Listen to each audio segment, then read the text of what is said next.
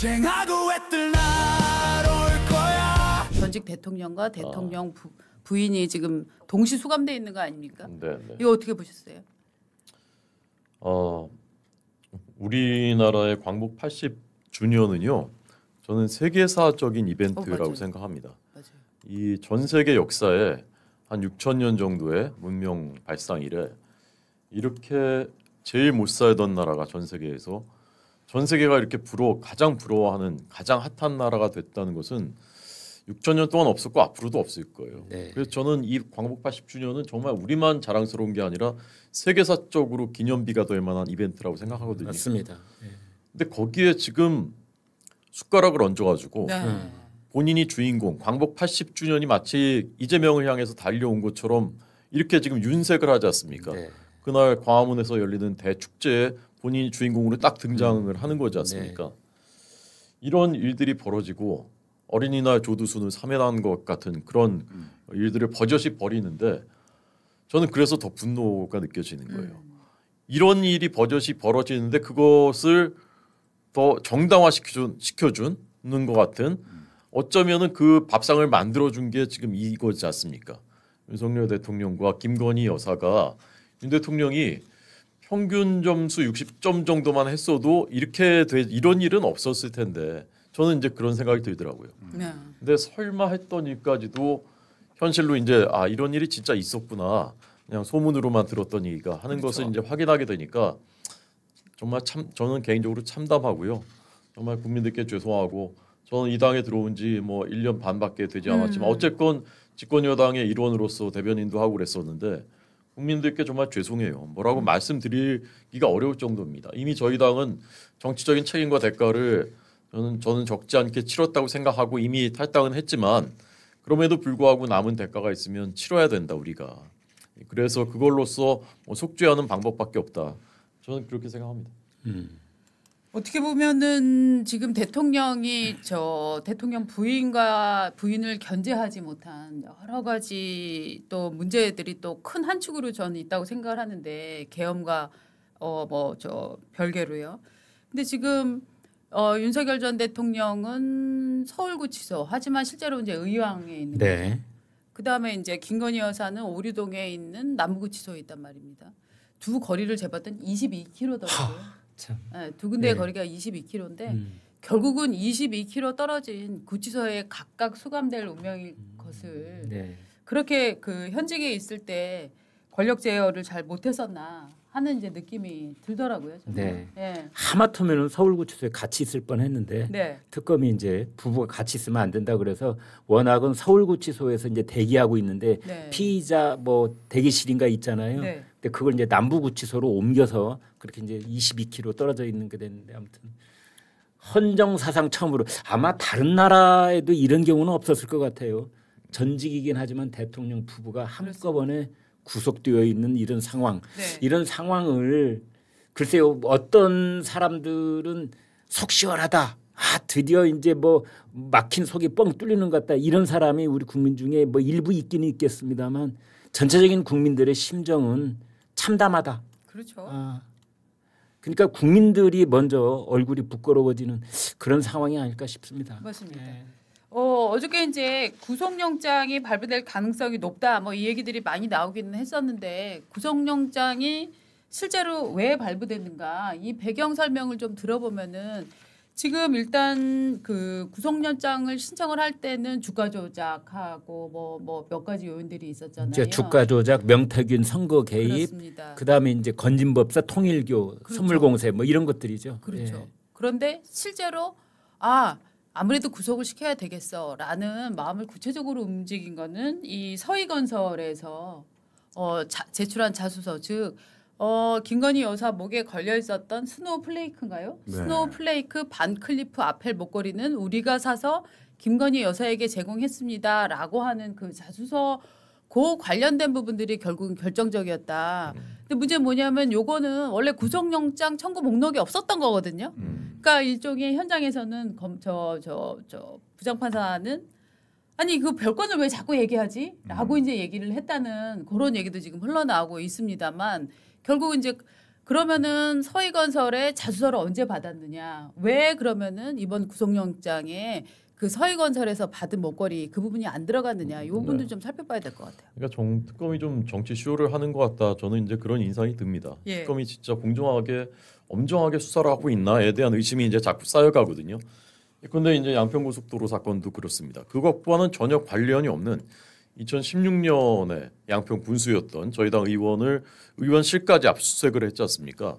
근데 그때는 윤석열 그 대통령은 그 좌천돼 가지고 한직을 전전하던 그 고검 검사였어요. 그렇습니다. 근데 그게 무슨 이 특검 이 사건하고 무슨 관련이 있다고 야당 의원을 압수수색하고 그런 것들을 보면서도 김정환 목사님 그다음에 그 순복음교회 이영훈 목사님 이런 분들이 이제 압수수색하고 있는 걸 이런 거 보면서 뭔가 이제 정도에서 많이 벗어나고 있는 게 아닌가 이제 그런 생각이 드는데 이번에도 목걸이 그거 자체는 할 말이 없죠. 그렇지만 그것을 마치 쇼하듯이 법정에서 마지막에 증거로 그 실물 무슨 넷플릭스 드라마에서 있는 그런 장면 같잖아요. 그것을 들이대고 근데 이재명 대통령이 특별사면은 말도 안 되는 걸 했는데 알고 보니까 국무회의를 하루 당겨가지고 했는데 그날이 기가 막히게 이걸로 해가지고 목걸이로 그냥 덮어버리고 이런 것이 서로 짜고 치는 이런 그 시나리오 속에 정권과 유착된 것은 아닌가 그런 의심을 하게 만드는 거죠. 저는 특검이 이런 식으로 하면은 이거는 정말 이 수사 결과를 국민들께서 다 납득하실 수가 있을까 그런 생각이 듭니다. 그러니까 우리가 이제 이 총장님 제 말씀 이제 이어서 좀 해주시면 좋겠는데 네. 뭐냐면. 그러니까 우리가 특검 입장에서 한번 접근을 해보고 또 하나는 김건희 여사 변호인 측 입장에서 한번 접근을 해보겠습니다. 일단 김건희 여사 변호인 측에서 하는 얘기는 일단 특검이 논리적으로 좀 어색하다 이런 주장을 펴고 있는 것 같아요. 왜냐하면 반클리프 목걸이는 별건이다라고 이 정재욱 영장 담당 부장판사가 특검을 지적을 했대요. 이러면 안 된다는 취지로. 그래놓고 딱 돌아서서 김건희 여사한테는 이게 이 목걸이 받은 거 맞냐라고 물어봤다는 거예요. 그러니까 영장 전담 판사가 정말 이게 별건이라고 생각을 했다면 거기에 피의자인 김건희 여사한테 물어봐서는 안 되죠. 그런데 이제 김건희 여사는 그 자리에서 나는 그런 선물 받은 바 없다라고 부인을 했다는 거거든요. 그게 이제 거짓말처럼 들리는 정황을 만들어버린 겁니다. 정재욱 부장 판사가. 그다음 또 하나는 이제 이것도 김건희 여사 변호인 측의 논리인데 뭐냐. 별건을 근거로 해서 증거인멸의 우려가 있다니 이게 말이 되냐. 원래 구속영장이 적시된 바에 의해서 증거인멸의 그 논리가 구성이 돼야 되지. 반클리프라는 건 원래 그 구속영장이 적시되지 않은 그 자리에서 갑자기 꺼낸 별건인데 그거에 모조품을 들이밀었으므로 이거는 이게 알리바이 조작이고 증거인멸이고 따라서 이건 그 이제 구속영장 발부 요건에 해당된다라고 하는 것은 논리적으로 맞지 않다라는 것이 김건희 여사 변호인 측의 주장이랍니다. 영장에 포함은 안 됐다는 거잖아요. 근데 맨 마지막에 이제 김건희 여사의 5분 동안의 마지막 변론을 듣고 물어봤다는 것 아닙니까? 목걸이 받았습니까? 물어보니까 안 받았어요라고 했는데 마침 서희건설이 자수서를 진술한 걸 제출을 해서 영장 발부의 판단의 주요 요인은 아니었겠지만 이 사람이 어떻게 성실도 내지는 거짓말을 하고 있는지에 대한 그 구성 자체는 판단이 됐을 가능성이 있을 수 있고요.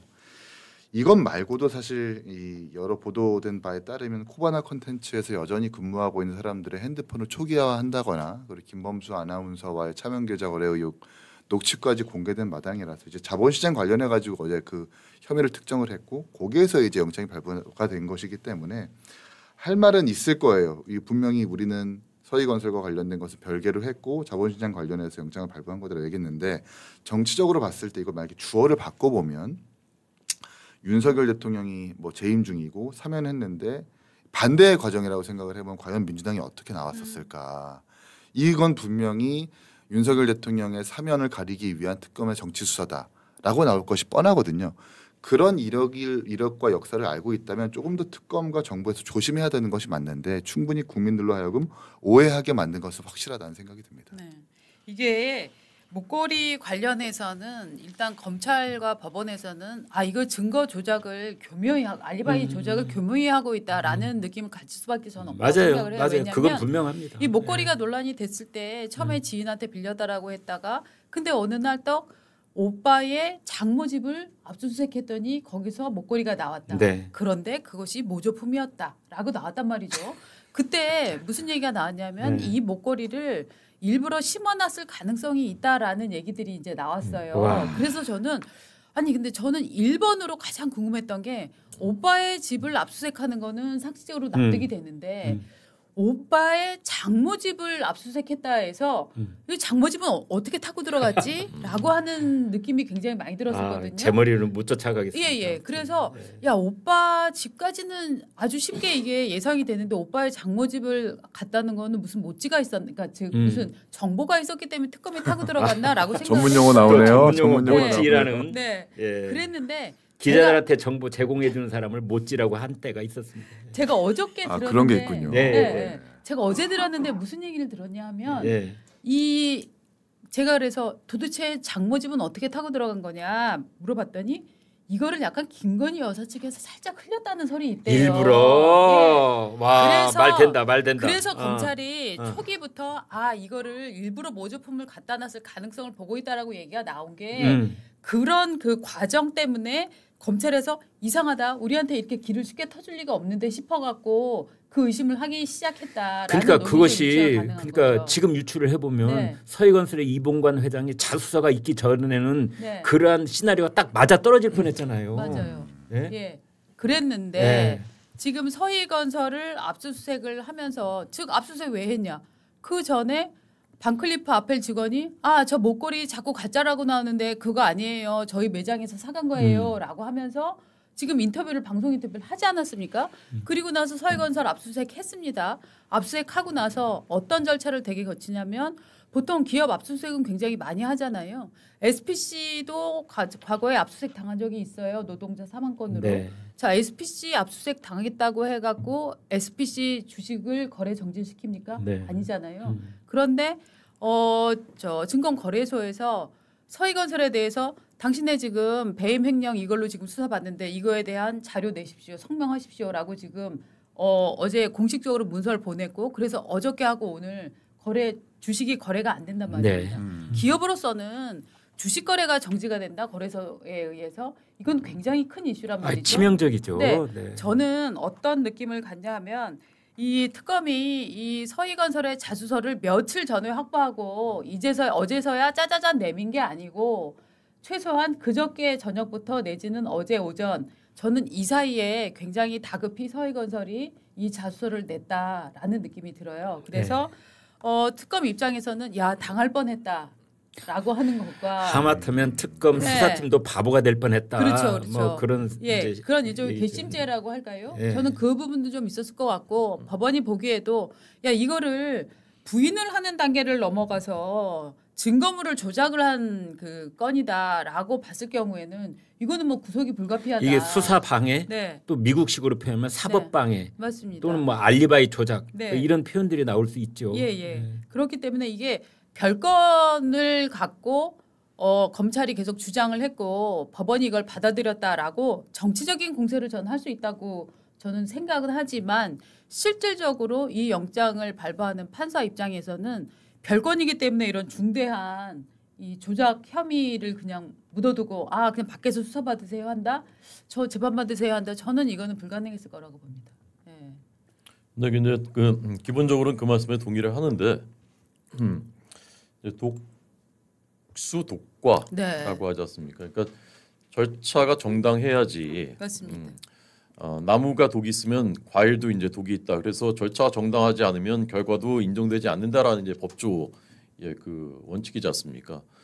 근데 특검이 이 목걸이에 대해서 이미 저는 이제 이미 알고 있었을 가능성 그리고 진품도 확보하고 있었을 가능성을 배제할 수가 없고 또 공교롭게도 전날에 또 JTBC가 이거를 보도해가지고 이슈화를 시키고 그 다음 날에는 바로 이제 그것을 법정에서 진품 목걸이를 꺼내놓고 그리고 그것이 마침 특별사면 바로 다음 날이라서 이 이슈들을 덮고 이런 것들이 사전에 유착되고 서로 기획되고 이런 그 통모가 있었을 가능성 이런 그 정황을 배제할 수가 없다고 생각하고 이런 식의 행태를 보이는 것은 저는 잘못이라고 생각합니다.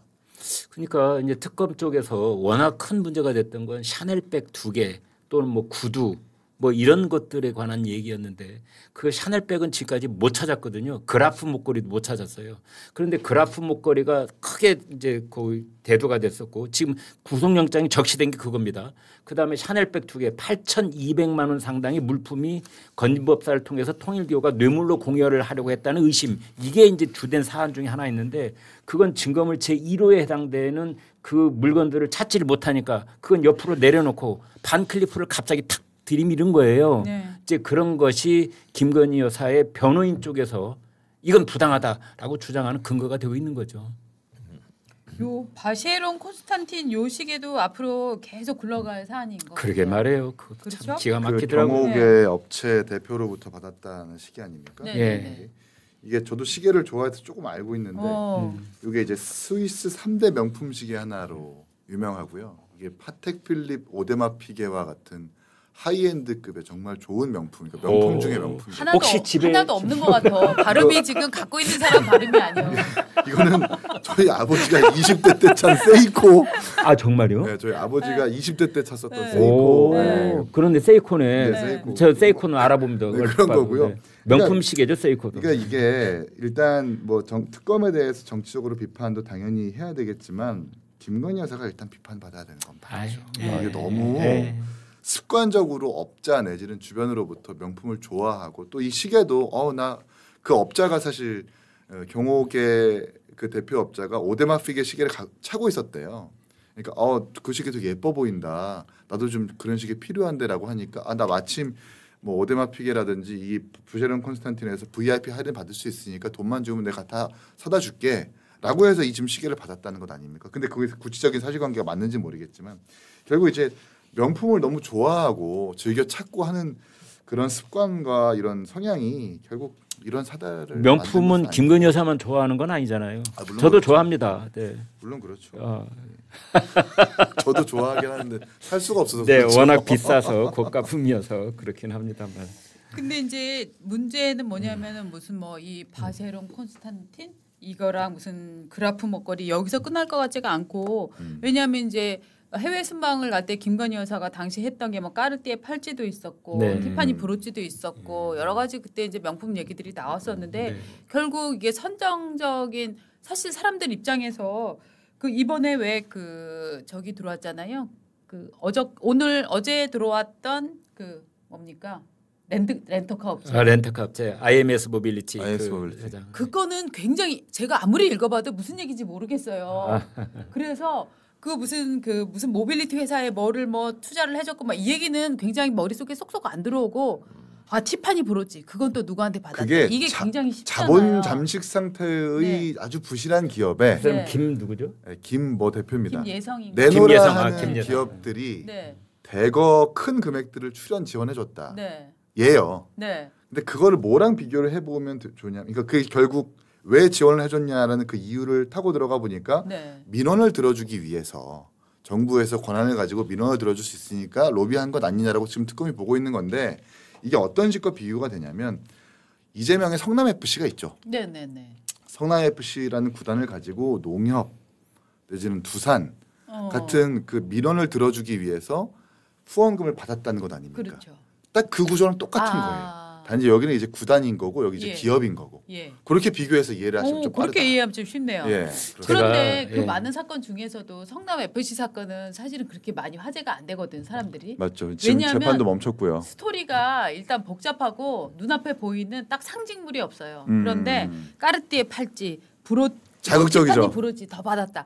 이런 얘기가 나오면 그거 봐 막 이렇게 굉장히 그렇죠. 쉬워진다는 거죠 스토리가. 그래서 자극적이. 제가 볼 때는 저는 앞으로 특검에서 이 카르띠에 팔찌나 티파니 브로치 뭐 이런 거 또 누구 어디서 나왔나 아하. 이런 수사에 굉장히 더 집중을 할 것 같아요. 김예성 씨 얘기를 좀 해드리자면 이제 이런 겁니다. 김예성 씨는 그 서울에 있는 명문대학 법학과 출신입니다. 네. 그래서 그 이 사람이 이제 뭐 사실을 하지는 않았던 것 같아요. 그리고 여의도의 금융권에서 일을 하다가 서울대 최고 경영자 이 코스가 있잖아요. 네네. 거기를 다니다가 김건희 여사를 만납니다. 같은 동기생으로서.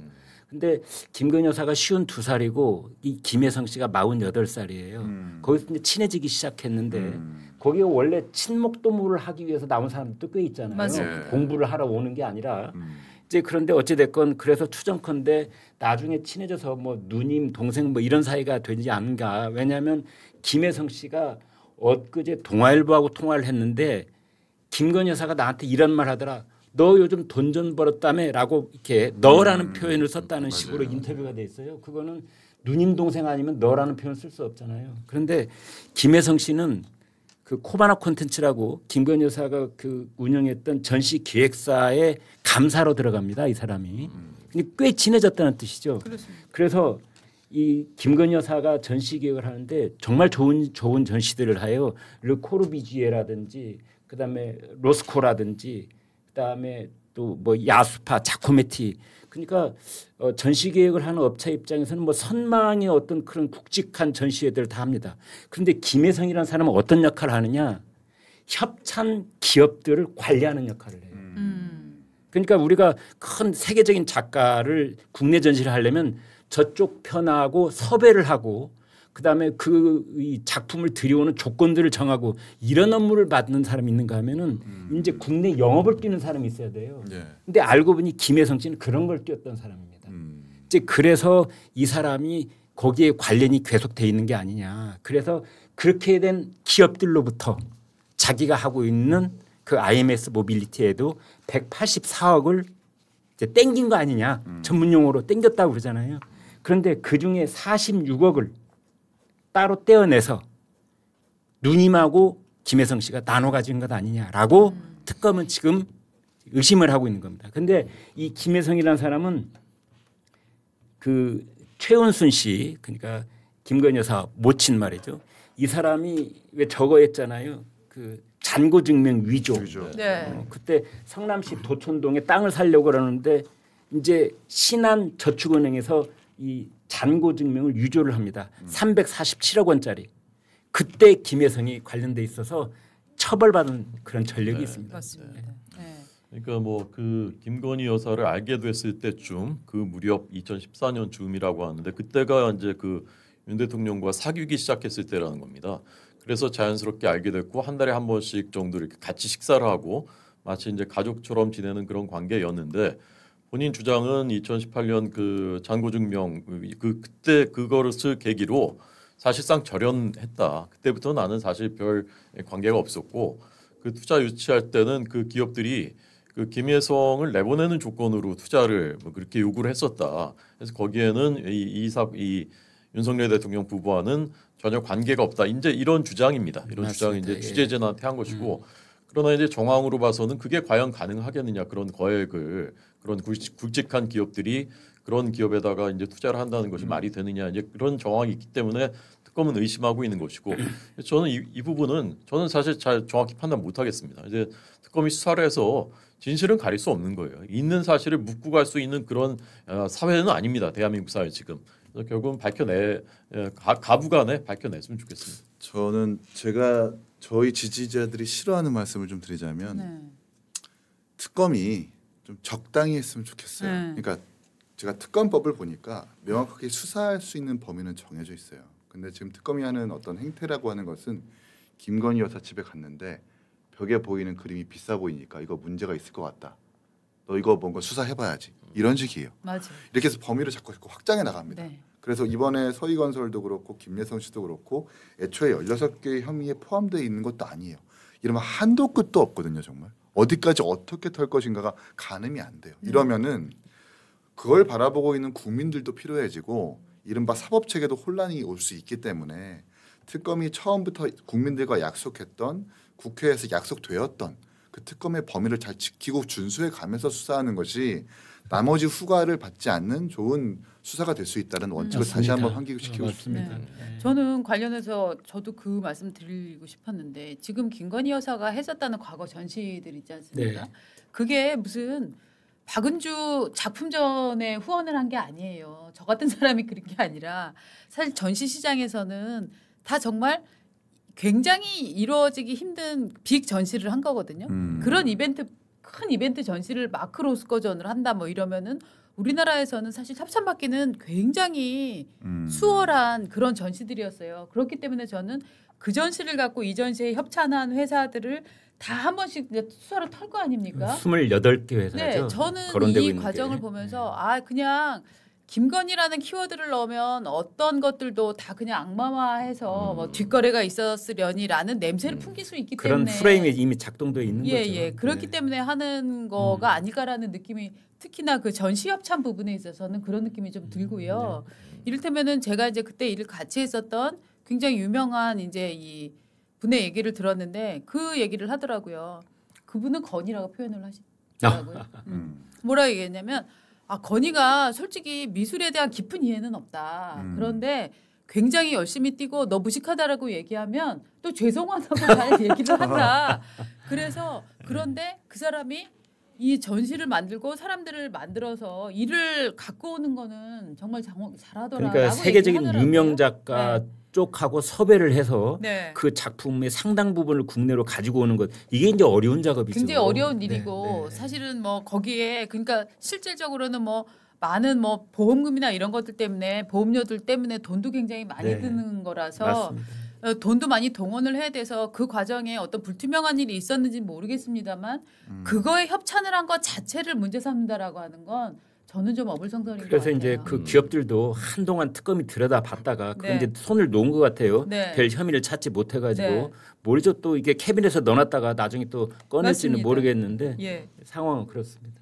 제가 한 가지 더 말씀드리고 싶은 것은 정권이 이 김건희 여사 관련된 사건으로 자신들의 악행을 덮을 수 있을 것이다 생각하면 그것은 이제 오산입니다. 저는 역사적인 착각이라고 생각해요.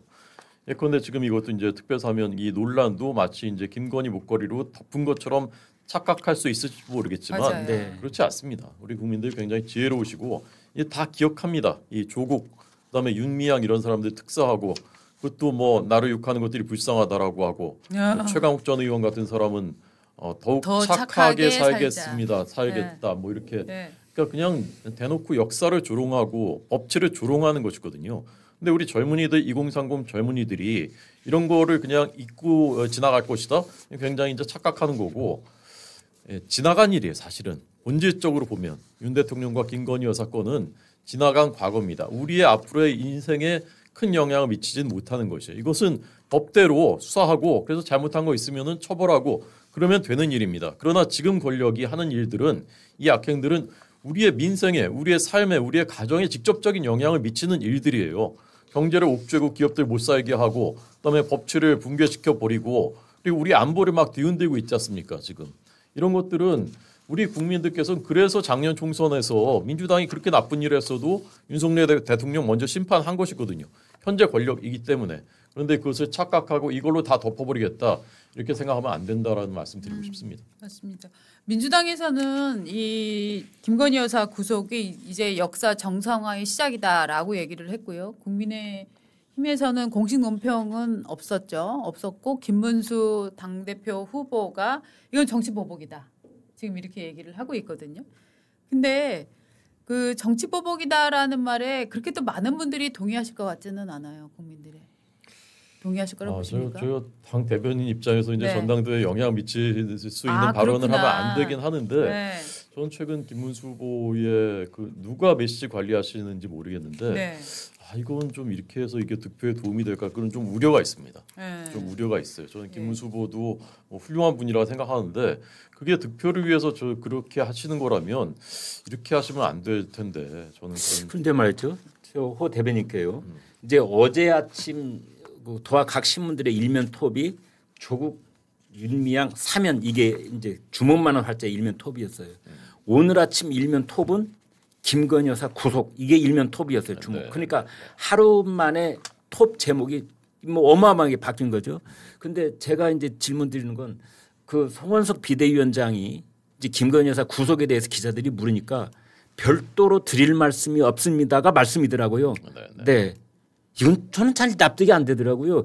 지금 이제 호 대변인께서 하신 말씀 무엇으로 무엇을 덮으려 하지 말라. 뭐 이 정도 반응은 보일 수 있는 거 아닙니까? 그러니까 국민의힘 비대위원장이 뭔가 눈치를 보는 듯한 그리고 이제 김건희 여사하고 거리두기 하는 것 그 입장은 이해를 하는데 그렇다고 그래도 이제 기자가 물었으면 뭔가 좀 맥락이 닿는 얘기를 해야 되는 거 아닌가 싶어서 말이죠.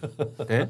지금 호 대변인한테 이제 송원석 원내대표까지 심어가지고 이 미션을 지금 말씀드리는 순간 김건희 특검팀이 그 여의도 국민의힘 중앙당사 수사인력본에서 압수수색 영장 집행 중이라고 네, 속보가 좀 뜨고 있네요. 아 무슨 내용으로 하는 거죠? 아마 김건희 특검이다 보니까 예.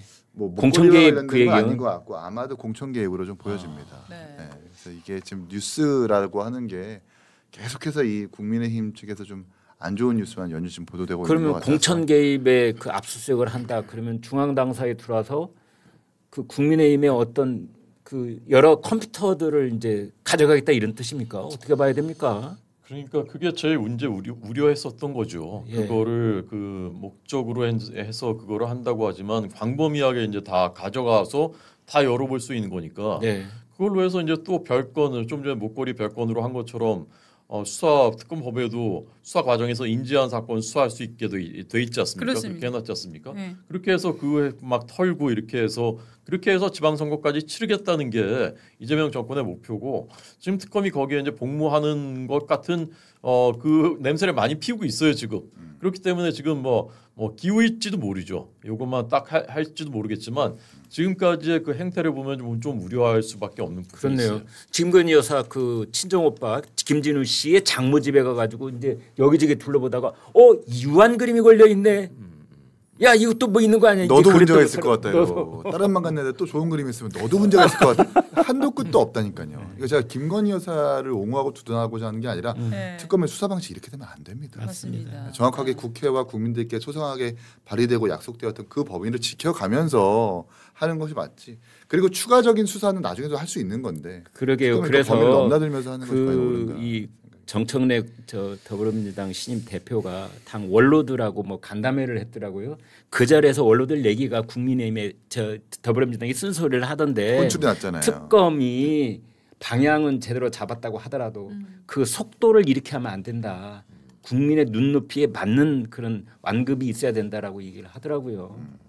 근데 그런 말이 먹힐지는 모르겠습니다. 안 먹힐 것 같지 않습니까? 뭐. 마이동풍 네. 전문 용어로. 네. 쟁하고 애뜰 나로